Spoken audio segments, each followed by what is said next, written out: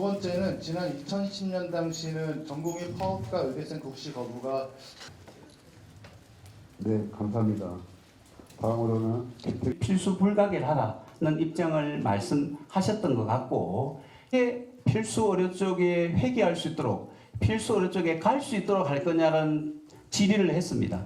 저는 비대위원장직을 맡으면서 정부의 불합리한 의대 정원 추진을 반드시 막아내겠다는 그런 결심을 대내외에 알려드립니다. 정부의 어떠한 겁박 등 앞으로 예상되는 어떠한 역경과 시련에도 굴하지 않고 의료계 모두가 합심하여 대응해 나갈 수 있는 구심점이 되도록 하겠습니다. 현재 그런 시한은 정해지기 없습니다.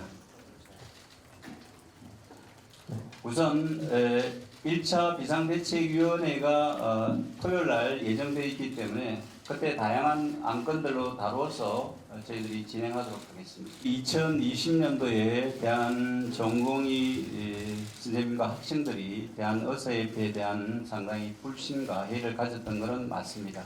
그로 인해서 약 2년 동안의 협의체 내부에 어떤 협의체를 구성하기가 어려웠습니다. 그러나 작년 10월 이후에 현재 협의체가 가동되고 있고, 불과 며칠 전 임총 때 120~130군데 여직할 단위 부대에서 전공의 대표들이 다 참석했습니다. 그래서 아마 투쟁 동력은 그 당시보다 더 뜨거운 것 같습니다. 10년, 40년 동안 이어져 오던 의료 시스템의 병폐가 불과 2~3년 내에 골마 터지기 시작한 겁니다. 그래서 저희들이 2~3년 동안 어떻게 이 문제를 풀어나가야 될지, 즉 저희들이 제시했던 문제에 정부가 정책 제안을 한 겁니다. 근데 그 정책 제안이 오히려 필수 의료와 지금 이탈 의료진에 대한 대책으로 보기가 어렵다는 겁니다. 그래서 저희들이 이렇게 목소리를 크게 내는 겁니다. 지금 현재 필수 의료 정책 패키지 내용들을 하나 둘 살펴보면은 오로지 개원 시장 내지 모든 의료인의 개원과 진입을 막아서 그 잉여 인력이 필수과로 돌아갈 수 있게끔 하는 그런 정책을 내놓은 겁니다. 근데 지금 현재 내놓은 정책이 10년, 15년 후에 시행될 정책입니다. 의사수 정원 문제는. 그러면 15년 동안 이렇게 의사수가 부족해서 생길 수 있는 이런 문제, 정부가 이야기하는 그런 문제를 지금 당장에 풀지 않으면 어떻게 필수 의료 쪽으로 해결을 하겠습니까? 그런데 그런 대책은 전혀 없습니다.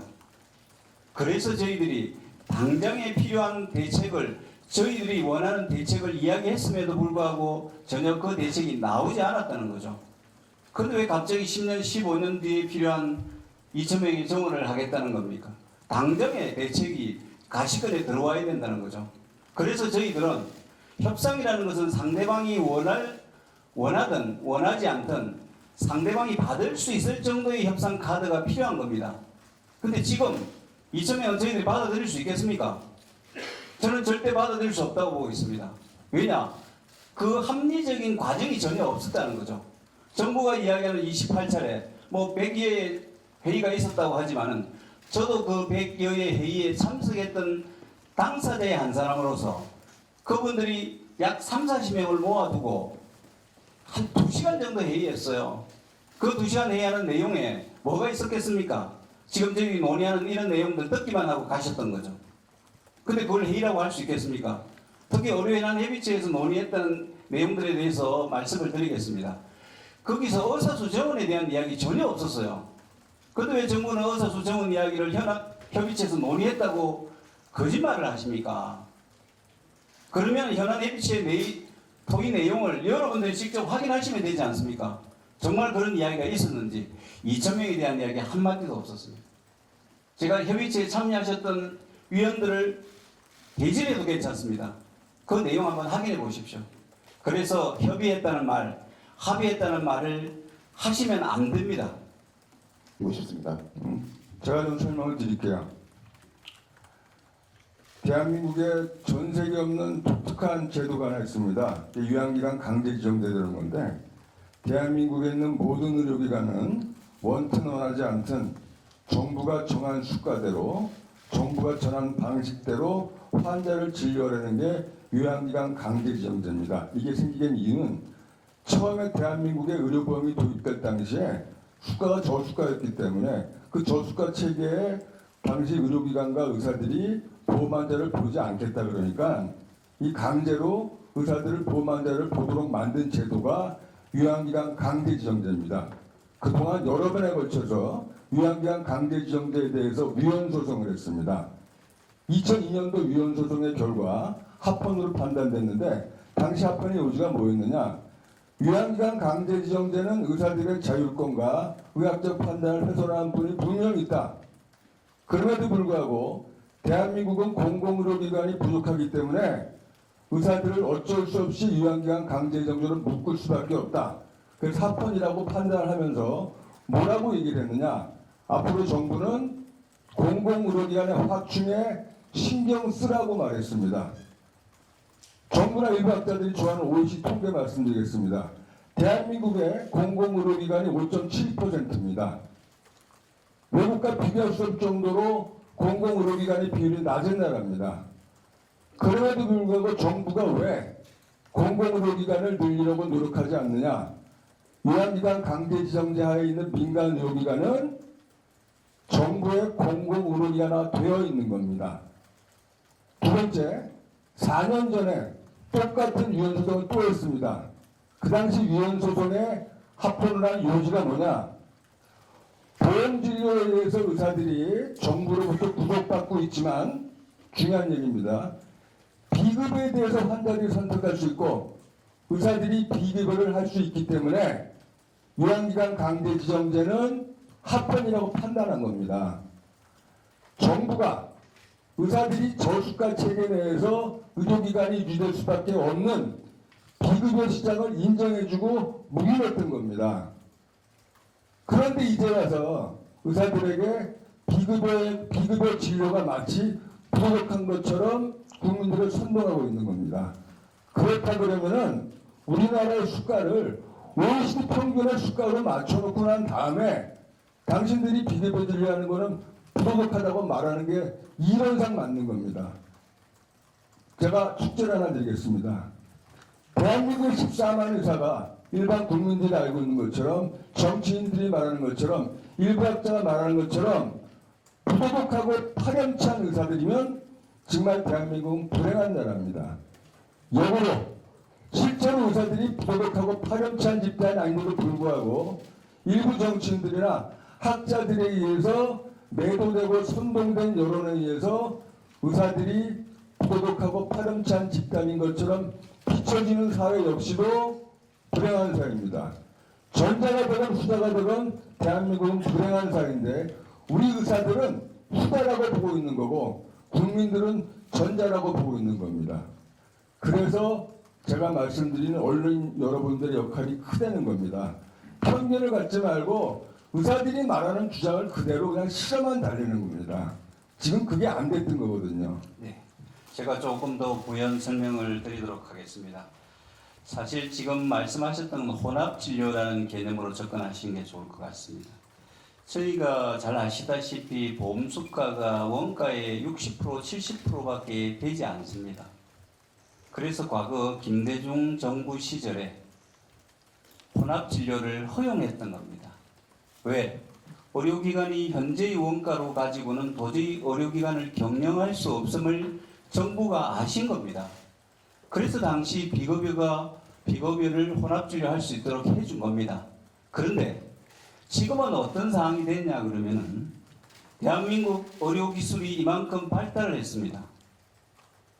그러면서 경제적인 발달도 덩달아된 거죠.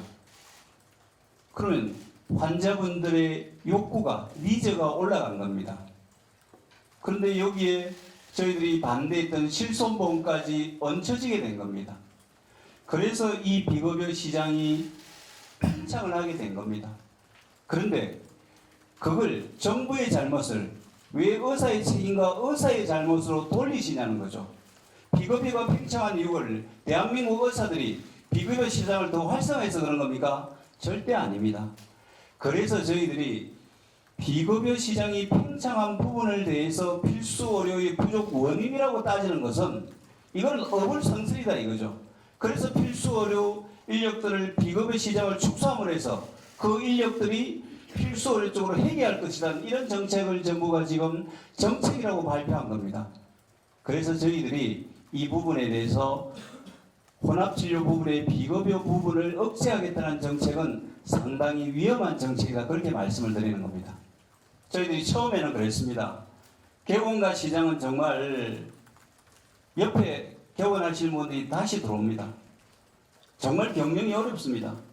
여러분 아마 가까이에 많은 개원하시는 선생님들이 계실 거라고 보기 때문에 한번 물어보시면 됩니다.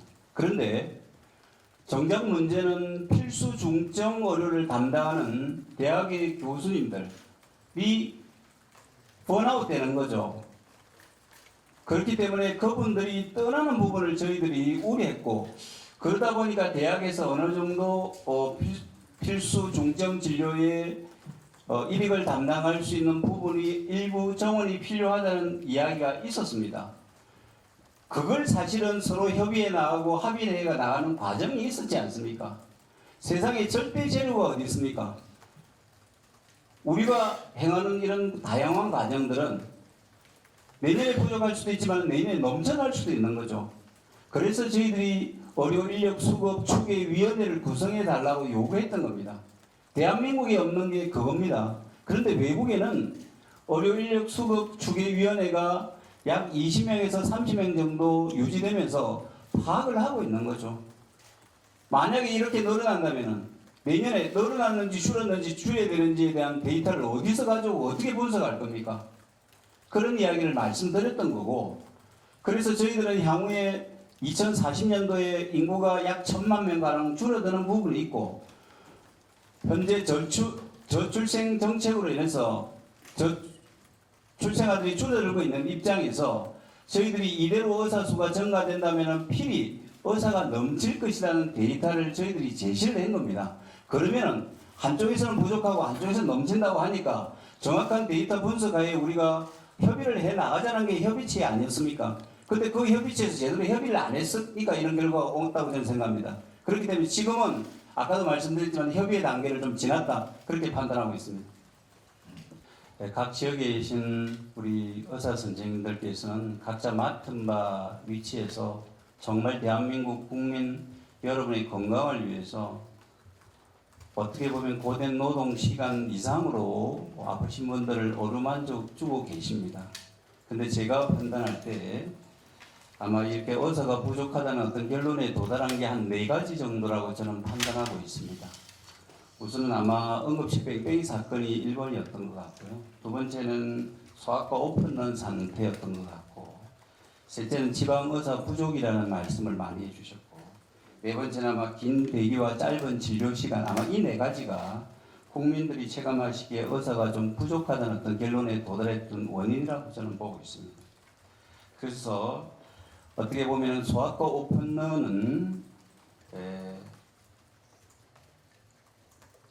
지금 현재 저출산 문제로 시내 곳곳에 여러 가지 학원이라든지 어린이집이라든지 다 줄어들고 있는 상황에 소아과 병원도 마찬가지 좀 줄어들었습니다. 그러시다 보니까 아픈 환자들을 안고 기다리셔야 되는 이런 부분들이 틀림없이 있었을 거라고 생각합니다. 그래서 아마 그런 어떤 부모님들의 답답함과 원망, 분노가 쌓여서 그런 표현을 하셨다고 생각합니다. 그렇지만은 나중에 이러한 부분들이 왜 생겼나에 대한 정확한 아마 내용이나 이유를 알게 되시면은 또 많은 이해를 해 주실 거라고 봅니다. 이 4가지가 가장 큰 문제였다고 봅니다. 그런데 응급실 뺑뺑이 문제는 사실은 저희 대한민국의 응급의료 시스템의 복합적인 문제입니다. 경증 환자는 넘쳐나고 중증 환자는 갈 곳이 없고, 특히 응급 환자를 이송 단계에서 받지 못하면 법적인 책임까지 물어야 되는 대한민국이기 때문에 그런 문제들이 발생할 수밖에 없습니다. 결국 2차 의료기관의 응급 시스템이 무너지면 모든 응급 환자들이 3차 의료기관을 이용할 수밖에 없는 겁니다. 과거에는 이런 문제가 있었습니까? 없었다고 생각이 들거든요. 그리고 소아과 오픈은 아까 말씀드렸는데 이제 그런 부모님의 안타까운 마음들도 있겠지만 사실은 저출산과 코로나 종류의 복합적인 문제가 저는 맞물렸다고 생각합니다. 서울 한국은 초등학교도 사라지고 어린이집도 문을 닫는 속에서 산부인과 소아과라고 별 수 있겠다는 생각이 듭니다. 그래서 코로나가 끝나고 나서 갑자기 계절성 질환들이 많이 생기면은 부모님들 입장에서는 갑자기 붐비다 보면은 어려워질 수 있습니다. 빠르게 진료를 하지 못하시고. 그러나 그 소아과 오픈런이 없다면은 그 소아과는 문을 닫는다고 합니다, 원장님이. 왜냐? 10시부터 12시까지 환자가 없어요. 오후 3시부터 5시까지 환자가 없습니다. 소아과 오픈런이 있어야만이 그 소아과 원장님이 소아과 병원을 경영하시겠다는 그런 입장입니다. 안타까운 마음은 충분히 이해되지만 그런 현실이라는 거죠. 기자 여러분들께서도 한번 소아과 오픈런이 병원이 있는 원장님께 한번 여쭤보시면은 아마 저와 같은 대답을 얻으실 거라고 봅니다. 그리고 이제 지방의 의사 부족하는 것도 저는 이 부분은 언론 탓을 하고 싶지는 않지만은 그래도 언론 왜곡에 한 몫이 있었다. 저는 그렇게 생각하고 있습니다. 왜냐? 한국에 도농만 의료객차가 전혀 없는 나라입니다.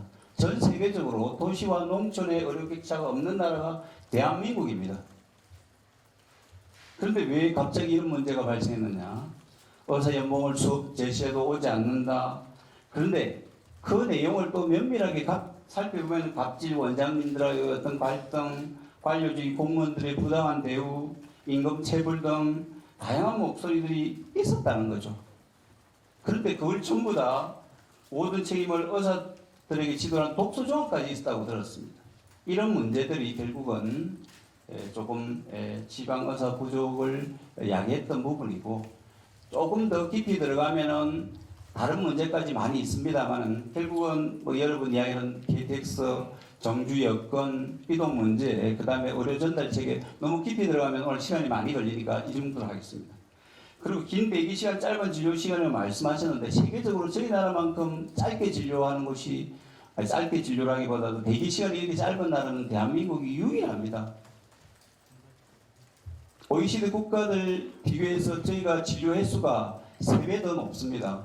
그럼 대한민국 국민께서 3배 더 아프신가요? 아닙니다. 저희 대한민국 의료 시스템은 세계 최정상이라고 생각하고 그 세계 최고의 의료 시스템을 만들어낸 게 지금 대한민국의 의사들이라고 저는 보고 있습니다. 이 점을 저희들이 관가해서는 안 된다고 생각합니다. 이상입니다. 이제 그 방송에서도 그렇고 언론에서도 그렇고 이제 정부에서 하는 얘기가 환자의 생명을 볼모로 의사들이 집단 행동을 한다고 말씀들을 합니다. 우리 입장에서는 의사들은 절대로 환자 곁을 떠날 수 없을 것이라는 정부의 오만이 다시 말씀드려서 의사들은 아무리 몰아붙여도 환자들을 떠날 수 없을 것이다. 다시 말씀드려서 환자의 목숨을 볼모로 대한민국 의료제도를 망가뜨리는 건 정부라는 겁니다. 지금 말씀드린 대한전공의협의회에서 비공개적으로 의료계 의사협회 선배들한테 요청한 것 중에 하나가 법률 지원입니다. 법적 검토고 구체적으로 말씀 못 드리는데 현재 대한전공의협의회 회원들이 자율적으로 자발적으로 하겠다는 행동에 대해서 저희 법률자문 구해놨고 법률자문상에서 개인의 자율적인 문제이기 때문에 정부가 강제로 뭐 이렇게 저렇게 하겠다는 것은 있을 수도 없다는 답변을 받아놓은 상태고요. 마지막으로 제가 더 이상 얘기 안 할 텐데 이 말씀 꼭 드릴게요. 조금 길 수 있는데 재밌는 얘기입니다. 쇼킹한 얘기고. 오늘 페이스북에 서울대학교 명예교수이신 그 항암 치료하시는 교수님이 글을 하나 올렸습니다. 무슨 내용이냐? 18살짜리 고등학교 3학년 학생이 뇌종양인데 굉장히 힘든 뇌종양이고 부위도 안 좋고 사이즈도 커서 수술할 수 없는 상태에서 이미 반신 마비가 온 상태인데 방사능 치료도 치료가 안 되고 항암 치료했는데도 거의 치료가 안 돼서 이제 오늘 내일 하는 상황에서 교수가 고민을 하는 겁니다. 미국에 최신 신약이 개발이 됐는데 이 신약이 100% 환자들한테 도움을 줄 수 있으면 제일 좋겠지만 10 내지 15% 정도의 환자한테만 효과가 있는 신약이 있는 겁니다. 당연히 급여가 안 되는 거고 보험에서 지원 안 하는 약이기 때문에 만약 약을 쓰게 되면은 한 달에 자비로 1,000만 원 정도를 드려야 되는 겁니다. 이게 그래서 고민하는 겁니다.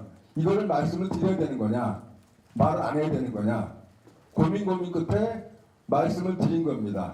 이 가족이 경제적 사정이 충족하지 못함에도 불구하고 한 달에 1,000만 원 정도 되는 약을 5개월간 썼습니다. 그 쓰기 전에 당연히 교수님은 그 보호자로 하여금 이거는 급여되지 않는 약이기 때문에 내가 자발적으로 내 자비로 치료를 받겠다는 서약서를 쓰고 진료를 했습니다. 5개월 약을 써서 그나마 5개월간 생이 유지가 더 되고 하늘나라로 갔습니다. 문제는 그 다음입니다. 2개월 후에 심사평가원에서 대학병원에 진료비 환급을 하려는 요청서가 온 겁니다. 무슨 얘기냐? 주변에서 얘기들을 하는 거죠. 정부에서 정하지 않은 약을 의료진 마음대로 환자한테 보내서 그 약을 치료비로 냈을 경우에 정부가 환수할 수 있는 그 법이 있고 그 환수받은 돈을 환자한테 돌려주는 게 대한민국의 현실입니다. 무슨 얘기냐? 이런 경험들이 쌓여서 이런 경험들이 후배들에게 전달이 돼서 소위 말하는 중환치료하고 필수로는 의사들이 떠나고 있는 겁니다. 이런 부분들이 우리가 말하는 독이 깨진 상태인 겁니다. 깨진 독을 지금은 막아야 되는 건데 깨진 독을 막을 생각을 하진 않고 밑에 문을 새는 거를 더 많은 양을 위에 부어서 밑에 문을 새는 거를 막아보자는 건 현재 정부가 말하는 의대정원 지원의 문제인 겁니다. 지금 제가 드린 말씀이 지원의 얘기가 아니라 이게 팩트고 이런 얘기들이 비일비재하게 대한민국에서 벌어지고 있는 겁니다. 그러다 보니까 보험진료하는 의사들이 보험진료를 떠날 수밖에 없는 거고 이런 부분들이 먼저 가장 최우선적으로 해결이 되지 않고서는 의사 숫자를 암만 늘려놔도 지금 우리가 말하고 있는 여러 가지 필수 의료의 붕괴는 막을 수 없다는 것이 우리 의사들이 갖고 있는 공통된 생각입니다. 어떻게 보면 대한민국 의료 시스템을 정상화시키고 현재의 의료 시스템과 의료 교육 체계로서는 현재의 의사수 정원 문제가 저희들이 염려하고 제기했던 문제의 해결책이 전혀 아니다는 말씀을 다시 한번 드립니다. 그리고 정부가 저희들 특히 전공의들, 인턴 선생님들, 학생들을 겁박해서 저희들의 의지 표명을 막는다면 오히려 저희 기성 선배들이 더 앞장서서 그들을 보호하고 같이 나갈 것입니다. 전공의 선생님들과 인턴 선생님들의 뜻을 저희들 존중하고 그분들과 함께 저희들이 이루고자 하는 의료 정상화를 위해서 대한의사협회 비상대책위는 최선을 다할 것이고 여러 언론인 여러분들도 저희들의 목소리를 과감없이 전달해 주시기를 다시 한 번 더 부탁드리면서 오늘 인터뷰 간담회를 마치도록 하겠습니다.